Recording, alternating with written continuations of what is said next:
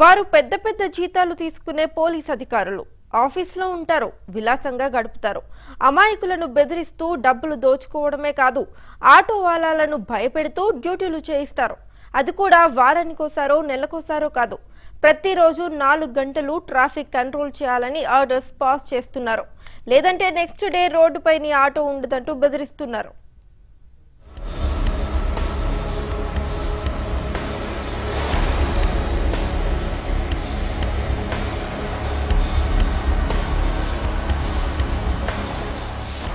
హైదరాబాద్లోని ట్రాఫిక్ పోలీసులకు రోజురోజుకు బద్ధకం పెరిగిపోతోంది. ఎంత అంటే వాళ్ల డ్యూటీని వాళ్లే చేయలేనంత. ఆటో నడుపుకునే అమాయక డ్రైవర్లను పట్టుకుని బెదిరిస్తూ వారి చేత డ్యూటీ చేయిస్తున్నారు. వారానికోసారో నెలకోసారో కాదు, ప్రతిరోజు ఇదే పని. బెదిరిస్తూ డ్యూటీలు చేయిస్తున్నారు. ట్రాఫిక్ కంట్రోల్ చేయకపోతే అడ్డాపై నీ ఆటో ఉండదంటూ భయపెడుతున్నారు. లంచం తీసుకోవడమే కాకుండా ఎక్స్ట్రాగా ఈ అడిషనల్ డ్యూటీలను చేయాలని బెంబేలెత్తిస్తున్నారు.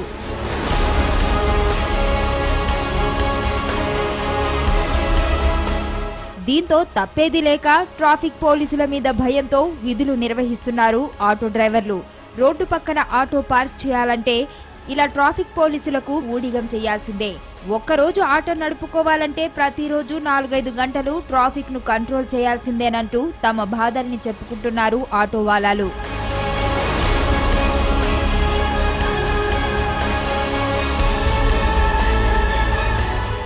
జీడిమెట్ల పరిధిలోని షాపూర్ నగర్, చింతల్లో ప్రతిరోజు ఇదే పరిస్థితి కొనసాగుతుంది. మొత్తం 50 మంది ఉన్న పిఎస్ లో ఓ సిఐ, 3 ఎస్ఐలు, 17 మంది కానిస్టేబుళ్లు, 25 మంది హోంగార్డులు ఉంటారు. వీరిలో కొంతమంది విధుల నిర్వహణ కోసం బయటికి వెళ్తారు. ఇంకేముంది, సిఐ గారికి అప్పనంగా దొరికేది ఆటో డ్రైవర్లే. అందుకే చౌరస్తాలో ఉన్న అడ్డా డ్రైవర్లతో తమ పోలీసులు వచ్చేంత వరకు డ్యూటీ చేయిస్తున్నారు. లేదంటే భయపెడుతున్నారు.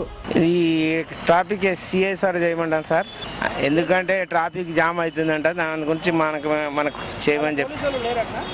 ఏమో సార్, దాని గురించి మేము అడగలేదు. నాకు ట్రాఫిక్ రూల్ గురించి తెలియదు సార్.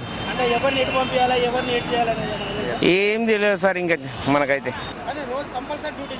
రోజు చేయాలి సార్, ఇద్దరు. పొద్దున 8:30 నుంచి 9:30-10 వరకు, సాయంత్రం 5 నుంచి 9:30 వరకు. నేను ఆటో నడుపుతానండి. అంతే కదా సార్. ఇక ఏం చెప్పినప్పుడు చేయాలి సార్, పెద్దోళ్ళు చెప్పినప్పుడు.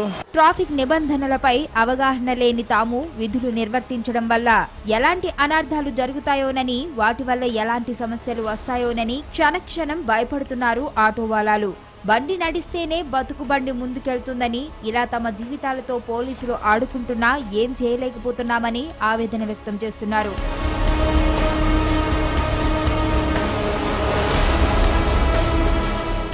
మొత్తంగా పోలీసుల తీరుపై సామాన్యులు కూడా అసంతృప్తి వ్యక్తం చేస్తున్నారు. ఒకవేళ ట్రాఫిక్ నియంత్రించే సమయంలో డ్రైవర్లకు ఏదైనా జరిగితే ఎవరు బాధ్యులంటూ ప్రశ్నిస్తున్నారు.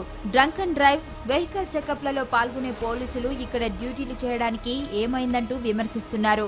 ప్రభుత్వం ఇప్పటికైనా స్పందించాలని కోరుతున్నారు. మరి ఈ విలాస పోలీసులపై ప్రభుత్వం ఏ విధంగా స్పందిస్తుందో చూడాలి.